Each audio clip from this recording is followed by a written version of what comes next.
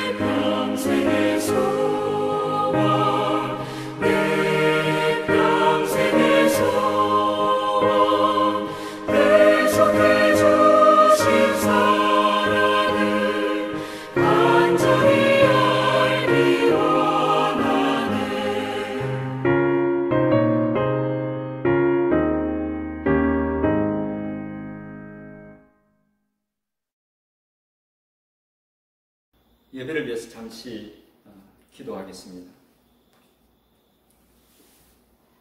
살아계신 하나님 아버지, 오늘도 이 예배 자리로 저희를 인도해 주셔서 감사합니다. 어렵고 힘든 인생살이 가운데 하나님 친히 찾아오셔서 저희의 하나님이 되어주시고 지금까지 함께 하시고 인도하시고 지켜주셔서 감사합니다. 그 은혜에 감사드리며 오늘도 예배로 나아갑니다. 예배 중에 저희를 만나주시고 말씀으로 저희의 심령을 새롭게 하옵소서.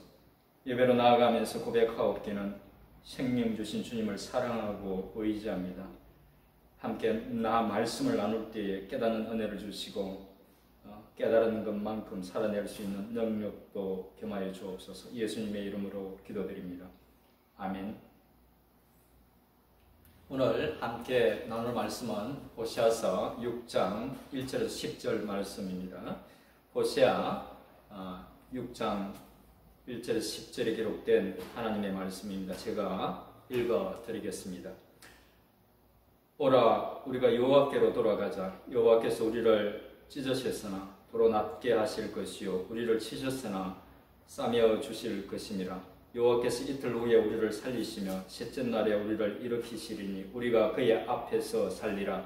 그러므로 우리가 여호와를 알자. 힘써 여호와를 알자. 그의 나타나시면 새벽빛같이 어김없나니 비와 같이 땅을 적시는 늦은 비와 같이 우리에게 임하시리라 하니라. 에브라임아, 내가 네게 어떻게 하랴? 유다야, 내가 네게 어떻게 하랴? 너희의 인애가 아침 구름이나 쉬어 없어지는 이슬 같도다. 그러므로 내가 선지자들로 그들을 치고 내 입의 말로 그들을 죽였노니 내 심판은 빛처럼 나오느니라. 나는 인애를 원하고 제사를 원하지 아니하며 번제보다 하나님을 아는 것을 원하노라. 그들은 아담처럼 언약을 어기고 거기에서 나를 반역하였느니라. 길라선 악을 행하는 자의 고울이라. 피 발자국으로 가득 찼도다. 강도 때가 사람을 기다림같이 제사장의 무리가 세겜의 길에서 살인하니 그들이 사악을 행하였느니라. 내가 이스라엘 집에서 가정한 일을 보았나니 거기서 에브라임은 음행하였고 이스라엘은 더럽혀졌느니라. 아멘. 오늘 말씀을 살펴보기 전에 먼저 호세아서와 아모스와 또 요나스의 어떤 시대적 배경에 대해서 또 특별히 북이스라엘을 둘러싸고 있는 국제 정치에 대해서 잠시 말씀을 드리겠습니다. 이것을 말씀드리는 이유 중에 하나는 당시 북이스라엘의 사회적 신앙적 타락 때문에 하나님께서 선지자를 통해서 징벌적 심판을 예언하셨는데 당시 국제 정치를 보면 하나님께서 그 심판을 어떻게 준비하고 또 실행하셨는지를 알 수 있기 때문입니다. 호세아서에도 아모스서와 마찬가지로 시대를 알 수 있는 부분이 나옵니다. 1장 1절을 같이 읽어보겠습니다. 우시아와 요담과 아하스와 히스기야가 이어 유다 왕이 된 시대 곧 요아스의 아들 여로보암이 이스라엘 왕이 된 시대에 브리엘의 아들 호세아에게 임한 여호와의 말씀이라. 앞에 언급된 우시아, 요담, 히스기야 왕은 모두 남유다의 왕입니다. 아모스 1장 1절과 비교해 보면 남유다 왕의 이름이 몇 사람 더 언급되고 있다는 것을 알 수 있죠. 이 말은 호세아가 아모스보다 좀 더 늦게 또 조금 후에 사역을 했지만 기간은 훨씬 길게 사역했다는 의미입니다. 그런데 이런 남유다의 왕들이 통치할 때 북이스라엘에서는 여로보암 2세 한 사람이 다스린 것처럼 기록하고 있지만 사실은 몇 사람의 왕이 더 있습니다. 보내드린 자료에 보시면 아시겠지만 여로보암 2세 이후의 왕들은 통치 기간이 아주 짧습니다. 몇 번의 쿠데타가 있었는데 그렇게 폭력적으로 왕이 된 사람들의 이름을 뺀 것은 그들을 왕으로 인정하지 않는다는 그런 의미로 생각하면 됩니다.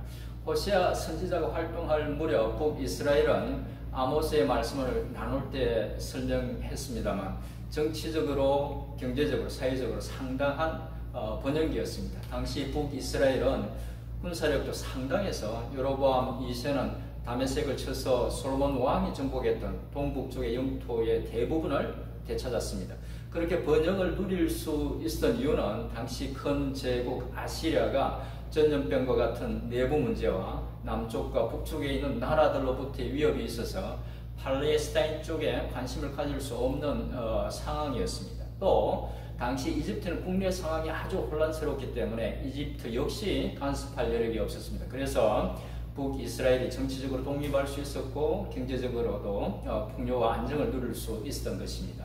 하지만 북이스라엘은 이런 번영에 대해서 하나님께 감사하지 못하고 오히려 그런 번영이 우상을 섬겼기 때문이라고 착각하고 신앙적으로 더 많은 죄악을 저질렀습니다. 그리고 사회적으로 그들은 가난한 자와 약한 자를 짓밟고 뇌물로 재판을 굽게 하면서 사회의 정의와 공의를 저버렸습니다. 하나님은 그런 북이스라엘 백성들을 돌이키기 위해서 아모스와 또 호세아 선지자를 보내서 그들의 죄악을 지적하고 심판을 경고하면서 여호와 하나님께로 돌아오라고 말씀하셨습니다. 하지만 북이스라엘은 죄악된 길에서 돌이키지 않았습니다. 그러자 하나님은 예언하신 심판을 실행하기 위해서 아수르를 강성하게 만듭니다. 아모스와 호세아가 하나님의 심판의 메시지를 전한 후 직후에 BC 745년경에 디글랏 빌레셀이 아수르의 왕이 되면서 아수르는 강력한 제국이 됩니다. 이 디글랏 빌레셀이라는 왕은 열왕기하 16장 7절에 그 이름이 나오는데, 사실은 그 앞 열왕기하 15장 19절에 나오는 아수르 왕 불이라는 사람과 같은 사람입니다. 그런 북이스라엘의 그 무나헴 왕 때에 북이스라엘에 쳐들어와서 굴복시키고 은 1,000달란트를 받고 자기 땅으로 돌아간 사람입니다.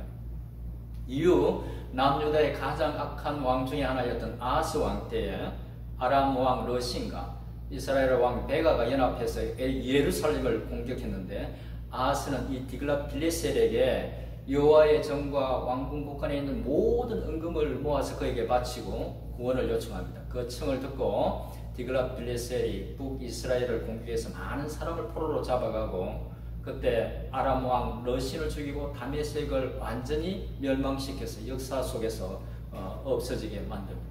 그런 어려운 상황이 됐지만 북이스라엘은 하나님께로 끝내 돌아오지 않았고, 결국 BC 722년에 아수르의 살만 에셀 왕에게 완전히 멸망을 당하고 맙니다. 북이스라엘을 멸망시킨 아수르는 당시 피지배 민족들의 반란을 막기 위해서 민족 혼합 정책을 폈습니다. 그래서 정복한 북이스라엘 민족의 다수를 아수르의 다른 지역으로 이주시키고, 다른 지역에 있는 사람들을 북이스라엘로 이주시킵니다. 그 바람에 북이스라엘 지역에 살던 이스라엘 민족이 혼혈이 됩니다. 유대인들이 사마리아를 경멸하고 성종하지 않았던 이유가 바로 이 때문입니다. 다소 복잡한 이야기지만 주목해야 할 부분은 북이스라엘이 하나님으로부터 멀어지면서 하나님이 준비하신 심판의 예언이 실제 역사 속에서 그 일어난 일들과 절묘하게 이렇게 맞아 떨어진다는 것입니다. 이제 호세아서의 내용에 대해서 잠시 말씀을 드리겠습니다. 말씀드린 것처럼 호세아 선지자는 아모스 선지자와 거의 같은 시기에 활동했습니다. 그래서 아모스서는 공의와 정의에 관련된 사회적인 죄에 주목하고 있는 반면, 호세아서는 종교적인 타락에 주목하고 있다는 점에서 약간의 차이가 있긴 하지만 두 책 주된 메시지는 거의 같습니다. 두 책 모두 북이스라엘의 죄악에 대한 지적과 심판이 주된 내용입니다. 호세아서를 읽다 보면 약간 혼란스러운 부분인데, 그 이유는 제가 내용을 분석해 보니 크게 한 3가지 정도 될 것 같습니다. 첫 번째 이유는 북이스라엘의 죄악과 심판의 어떤 메시지와 장차 먼 훗날 있을 회복에 대한 메시지가 섞여 있기 때문입니다. 1장만 봐도 2절부터 9절까지는 심판에 대한 메시지인데 10절과 11절에서는 회복에 대한 메시지입니다. 심판은 조만간 곧 있을 일이고 회복은 먼 훗날 있을 일인데, 두 가지에 대한 언급이 연속해서 나타나기 때문에 내용을 이해하는데 약간의 어려움이 있는 것입니다. 두 번째 눈에 띄는 이유는 북이스라엘의 죄악과 심판의 메시지가 한 번에 정리된 형태로 언급되지 않고 여러 번 반복되는 형태로 나타납니다. 아마도 이런 반복은 메시지에 어떤 긴장감을 더하면서 하나님이 이 일을 반드시 이루시겠다는 그 의지를 표현하고 있는 것 같습니다. 하지만 논리적이고 정리된 그런 글에 익숙한 요즘 사람들에게는 익숙하지 않은 그런 구조입니다. 세 번째 이유는 단순히 죄악과 심판에 대한 메시지만 기록하고 있지 않고 5장에서는 곧 있을 남유다와 그 전쟁, 그것을 예언하고 있고 7장에서는 북이스라엘 내부에서 일어날 쿠데타에 대한 어떤 예언이 섞여 있기 때문입니다. 그러니까 심판 외에 곧 있을 일들에 대한 예언이 중간에 들어있어서 약간 흐름이 혼란스럽다는 것입니다. 호세아서를 읽을 때 말씀드린 이런 부분들을 생각하시면 아마 좀 더 쉽게 내용을 이해하실 수 있을 것입니다. 호세아서에는 좀 특이한 부분이 있습니다. 선지자들은 정결한 여인들과 결혼해야 하는데 특이하게 하나님께서 호세아 선지자에게 엄난한 여자 고멜을 아내로 맞아서 엄난한 자식들을 낳으라고 명령하시고, 호세아는 그 하나님의 명령에 순종해서 고멜과 결혼해서 아들 1명과 딸 2을 낳는 이야기로 시작됩니다. 이런 이야기는 간혹 기독교가 남성 우월주의 혹은 남성주의적이라는 그 오해를 낳기도 하는데 전혀 그런 뜻은 아닙니다. 호시아스의 그런 호시아 선지자의 그런 결혼은 신실한 사랑을 나타내는 하나님과 또 이를 배반한 이스라엘과의 어떤 관계를 상징적으로 나타나기 위한 것이었습니다.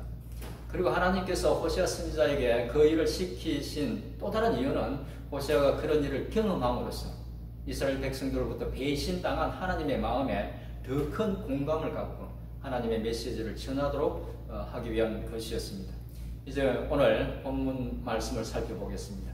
오늘 말씀은 두 부분으로 분명하게 나누어져 있습니다. 첫 번째 부분은 1절부터 3절 말씀으로 호시아 선지자가 북이스라엘 백성들에게 여호와 하나님께로 돌아가자고 호소하는 내용이고, 두 번째 부분은 4절부터 10절까지로 하나님께서 안타까워하시면서 당신이 진정으로 원하시는 것이 무엇인지, 이스라엘 백성들이 그 기도를 어떻게 저버렸는지를 말씀하고 있는 부분입니다. 사실 오늘 본문에서 말씀하고 있는 내용은 성경 전체에 흐르는 중요한 주제 중에 하나이기도 합니다. 하나님의 품으로 돌아오라는 하나님의 끝없는 호소와 또 하나님으로부터 끝없이 도망쳐 죄악으로 가는 인간의 어떤 그런 모습에 대한 것이죠. 먼저 전반부의 내용을 보면 전반부의 내용은 호시아 선지자는 자신의 동족들에게 여호와께로 돌아가자고 호소하는 내용입니다. 1절은 여호와께로 돌아가면 하나님께서 그들을 징계하셨지만 도로 낫게 하실 것이라고 말합니다. 2절에서는 이틀 후에 살리시며 셋째 날에 일으키실 것이라고 말합니다. 이틀 후 또 셋째 날이라는 이런 말은 관용적인 표현으로 빨리 속히 그런 일이 일어날 것이라는 의미입니다. 그러니까 이스라엘 백성들이 회개하고 하나님께로 돌아오면 하나님께서 용서하시고 그들을 빨리 예전처럼 회복시켜 주실 것이라는 것입니다. 그러면서 호시아 선지자는 덧붙여 여호와를 알자고, 힘써 여호와를 알자고 호소합니다. 그렇게 하면 그의 나타나심은 새벽빛같이 어김없나니 비와 같이 땅을 적시는 늦은 비와 같이 그들에게 임할 것이라고 말합니다. 이 말씀의 의미는 그렇게 하면 하나님께서 새벽이 오듯이 틀림없이 그들 가운데 오실 것이고 비와 같이 은혜로운 분으로 그들에게 다시 임할 것이라는 의미입니다. 호시아 선지자가 북이스라엘 동족들에게 죄악을 버리고 하나님께로 돌아가서 하나님을 알므로 심판을 면하자는 호소입니다. 이제 두 번째 부분 4절부터 10절의 내용을 간단하게 살펴보겠습니다. 호시아 선지자 이런 호소를 보면서 하나님은 4절에서 에브라임과 남유다에 대해서 깊은 애정과 안타까움을 표현하면서 그들에게 있어서 가장 부족한 점을 지적합니다.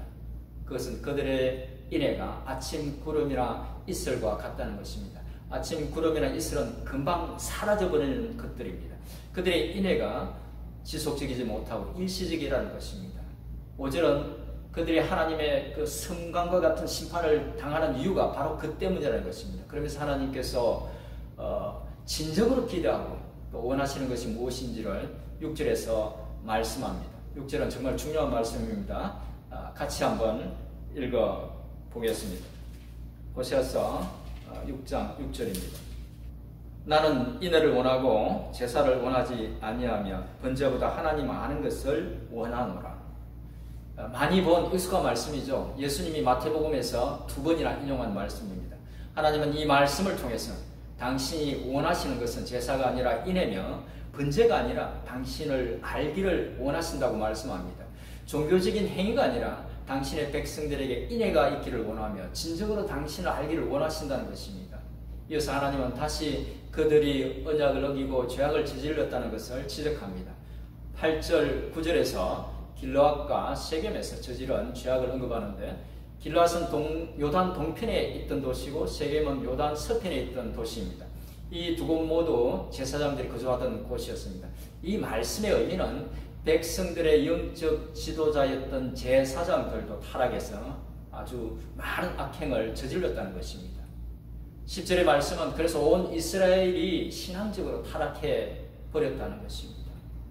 이상에서 간단하게 본문의 말씀을 살펴봤는데 오늘 본문 속에 나오는 중요한 세 가지를 좀 더 깊이 생각해 보도록 하겠습니다. 첫째는 호시아 선지자가 북이스라엘 백성들에게 호소했던 내용 속에 나오는 하나님을 안다는 것의 의미고, 둘째는 인애라는 단어, 그리고 세 번째는 종교적인 신앙에 대한 것입니다. 먼저 하나님을 안다는 의미를 살펴보겠습니다. 여기서 안다는 의미로 사용되고 있는 히브리어는 야다라는 단어인데 이것은 단순히 지적으로 안다는 것이 아닙니다. 여기서 안다는 것은 부부가 서로에 대해서 알듯이 안다는 것입니다. 부부가 서로에 대해서 아는 것은 그 어떤 것도 그 사이에 끼어들어서는 안 되는 배타적인 알미면서 가장 친밀하고 또 가장 가까운 관계적인 알미입니다. 호시아 선지자는 하나님을 그렇게 깊이 알기를 호소하고 있는 것입니다. 사실 이 정도의 깊이로 가깝게 하나님을 아는 것이 우리 기독교 신앙의 핵심이고 우리가 추구해야 할 신앙인 것입니다. 그렇게 하나님을 알게 될 때 우리는 신앙의 참맛을 알 수 있습니다. 그렇게 하나님을 알게 될 때에 우리는 하나님의 뜻을 어렵지 않게 분별할 수 있고 하나님의 역사하심을 느낄 수 있고 하나님이 주시는 참된 기쁨과 평안을 느낄 수 있습니다. 하나님을 그렇게 알게 되기를 축원드립니다. 이제 두 번째 4절과 6절에 나오는 인애에 대해서 말씀드리겠습니다. 인애라고 번역하고 있는 단어는 히브리어 헤세드라는 단어입니다. 인애라는 우리말의 의미는 어질 인자 사랑의 자를 써서 어진 사랑이라는 뜻인데 이 정도의 의미로는 성경에 헤세드라는 단어의 의미를 충분히 잘 담아내지 못합니다. 영어도 딱 맞아떨어지는 단어가 없어서 영어 버전마다 다르게 steadfast love, everlasting love, loyalty, mercy, faithfulness 등으로 이렇게 다양하게 번역합니다. 그렇다면 이 단어의 정확한 의미는 무엇일까요? 여러 가지 방법으로 의미를 생각해 볼 수 있겠지만 하나님의 헤세드가 가장 잘 드러나고 있는 부분을 보면 성경적인 의미를 찾을 수 있겠죠. 구약의 많은 사건들 속에 하나님의 헤세드가 드러나지만 가장 정확하고 분명히 드러나는 곳은 예수님의 삶과 십자가 사건이죠. 예수님의 삶과 십자가 속에서 드러나는 하나님의 헤세드는 약속을 지키는 신실함과 자비와 긍휼과 사랑과 인내가 있죠. 헤세드가 바로 그런 것들을 포괄하는 의미라는 것을 알 수 있습니다. 그러고 보면 헤세드는 하나님의 성품을 가장 잘 표현하고 있는 말이라는 것도 알 수 있습니다. 하나님께서 당신의 백성들에게 바라는 것은 바로 당신이 보여주신 그 헤세드가 그들의 삶 속에서도 나타나기를 원하신다는 것이죠. 그들이 하나님을 대할 때도 헤세드를 보여주고 그들이 살아갈 때도 서로에게 헤세드를 보이며 살아가기를 원하신다는 것입니다. 이 사실이 우리에게 말해주는 것은 예수 믿고 구원받는 것만이 우리 신앙의 전부가 아니라는 것입니다. 하나님의 헤세드의 은혜를 입은 우리는 삶의 모든 영역에서 헤세드의 삶을 추구하며 살아야 한다는 것이죠. 물론 하나님께서 당신의 백성들에게 헤세드를 원하시고 요구하시는 데에는 이유가 있습니다. 바로 그 속에 참된 기쁨과 평안과 행복이 있기 때문입니다. 하나님과의 관계 속에 더불어 살아가는 모든 사람들과의 그 관계 속에 헤세드가 있기를 축원드립니다. 실제로 생각해야 하는 것은 기독교 신앙을 세상적인 종교와 같이 생각하지도 말고 그렇게 만들지도 말아야 한다는 것입니다. 6절에서 하나님은 제사를 원하지 않고 인애를 원하시며 번제보다 하나님 알기를 원하신다고 말씀하십니다. 앞에서 살펴봤지만 이 말은 하나님과의 깊은 관계 속에서 하나님을 바르게 알고 하나님의 자녀로서 바르게 살아야 한다는 것이죠. 다른 한편으로는 이 말은 하나님께 종교적 의식을 잘 행하는 것으로 신앙생활을 잘 하고 있다고 오해하지 말라는 것이기도 하고 하나님을 이방 종교에서 자신들의 신을 섬기듯 그렇게 섬기지 말라는 말이기도 합니다. 하나님은 결코 그렇게 섬겨야 할 뿐이 아니라는 것입니다. 사실 기독교 신앙과 세상 종교는 외형적으로는 비슷한 요소들을 갖고 있지만 더 깊이 살펴보면 본질적으로 다릅니다. 세상 종교에서는 선한 행위를 하거나 신에게 많은 것을 바친 공로에 대한 대가로 구원과 복을 받는다고 하지만 기독교 신앙에서는 절대적인 하나님의 은혜로 구원과 복을 받습니다. 세상 종교는 자신이 잘 되기 위해서 또 자신의 성공과 안녕을 위해서 신을 믿지만 기독교는 하나님의 뜻을 따라 살면서 하나님께 영광을 돌리는 것을 목적으로 하고 있습니다. 이런 것들 외에 또 다른 중요한 한 가지 차이는 우리가 섬기는 하나님은 전지전능하실 뿐만 아니라 지정의를 가지신 인격적인 하나님이라는 것입니다. 이 사실이 의미하는 바는 사람들이 삶은 아무렇게나 살면서 자신의 종교적 열심으로 하나님을 감동시켜서 원하는 것을 얻어낼 수 있다고 착각해서는 안 된다는 것입니다. 모든 것을 아시는 하나님이 부족한 것이 없는 하나님이 사람의 마음속에 무엇이 있는지를 모르실까요? 그 속에 어떤 동기가 있는지를 모르실까요? 하나님은 우리 내면 깊이 감추어 둔 동기까지 정확히 아시는 분입니다. 그런 하나님을 종교적인 열심으로 좌지우지할 수 있다고 생각하는 것 자체가 불신이고 불경입니다. 그렇게 종교적으로 하나님을 섬기는 것은 하나님이 인격적인 분이라는 사실을 부정하고 마치 귀가 있어도 듣지 못하고 눈이 있어도 보지 못하는 우상처럼 생각하고 섬기는 것입니다. 비록 그 신앙을 세상적인 종교처럼 오해하거나 변질시키지 말아야 합니다. 이제 말씀을 정리하겠습니다. 오늘은 호시아서의 시대적 배경과 또 선지자를 통해서 주신 말씀 중에서 호시아 선지자가 동족 북이스라엘 사람들에게 여호와 하나님께로 돌아가자고 호소하는 내용과 하나님께서 신실하지 못한 그 민족을 바라보고 안타까워하는 마음과 또 그리고 당신께서 진정으로 그들에게 기대하는 것이 무엇인지를 말씀하고 있는 내용을 살펴보았습니다. 하나님 우리에게 원하시는 것은 삶이 뒷받침되지 못하는 종교적인 행위보다 하나님이 보여주신 헤세드의 사랑을 삶 속에서 보여주기를, 그리고 하나님을 삶의 모든 영역에서 인정하고 또 관계 속에서 그를 깊이 알기를 원하신다는 것이었습니다. 주신 말씀의 의미를 잘 깨닫고 성경적인 바른 신앙을 가지고 하나님을 잘 섬기는 우리 모두가 될 수 있기를 주님의 이름으로 축원드립니다. 아멘. 기도하겠습니다. 하나님 아버지, 오늘도 말씀으로 교훈해 주셔서 감사합니다. 주님, 늘 믿음 가운데 살아야 한다고 생각은 하지만 믿음으로 사는 것이 참 쉽지 않습니다. 주님을 믿는다고 하면서도 늘 마음은 세상 염려와 관심으로 가득합니다. 또 세상의 것들에 마음을 빼앗기는 경우도 많습니다. 저희의 영의 눈과 귀를 열어주셔서 주의 살아계심과 역사하심을 보고 듣게 하셔서 이 세상의 것들로 말미암아 흔들리지 않는 굳건한 믿음으로 생명 대신 주님만 따라가게 하옵소서. 비록 보리떡 5개와 물고기 2마리처럼 보잘것없는 저희의 인생들이지만 주의 영광을 위해서 쓰임받기를 원합니다. 또 주의 영광을 위해서 살기를 원합니다. 말씀을 통해 가르쳐 주신 대로 주님께서 저희에게 보여주신 그 헤세드의 사랑으로 주님을 사랑하며 영혼들을 사랑할 수 있도록 은혜를 베풀어 주옵소서. 무엇보다 주님을 더 깊이 알 수 있도록, 주님을 더 깊이 사랑할 수 있도록 은혜를 베풀어 주옵소서. 예수님의 이름으로 기도드립니다. 아멘. 예배를 마치고 함께 기도할 때에 먼저 공동 기도 제목으로 기도하시고 개인 기도해 주시면 감사하겠습니다. 먼저 광고 한 가지 드리겠습니다. 지난주 주일 한국에 계신 유미나 집사님의 아버님께서 소천하셨습니다. 유가족들에게 하나님의 위로가 있기를 기도합니다. 이제 함께 기도할 공동 제목 알려드리겠습니다. 요즘 한국도 미국도 정치적으로 사회적으로 많이 혼란스럽습니다. 한국과 미국을 위해서 함께 기도했으면 좋겠습니다.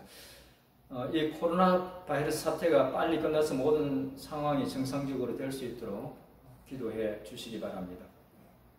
연약한 분들을 위해서 기도할 때에 김성경 집사님, 김영자 권사님, 김진대 집사님, 유기봉 집사님, 신추월 권사님, 황정희 집사님의 건강을 위해서 기도해 주시고 또 연로하신 에녹계 회원들을 위해서도 기도해 주시기 바랍니다.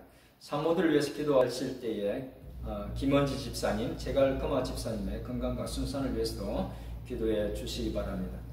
파송 선교사님들을 위해서 기도할 때에 임바울, 장영신 선교사님, 정현호, 오경자 선교사님, 이주혜 선교사님의 건강과 사역을 위해서 기도해 주시기 바랍니다. 또 폐암으로 투병하고 있는 가희형호 선교사님을 위해서도 계속 기도해 주시기 바랍니다.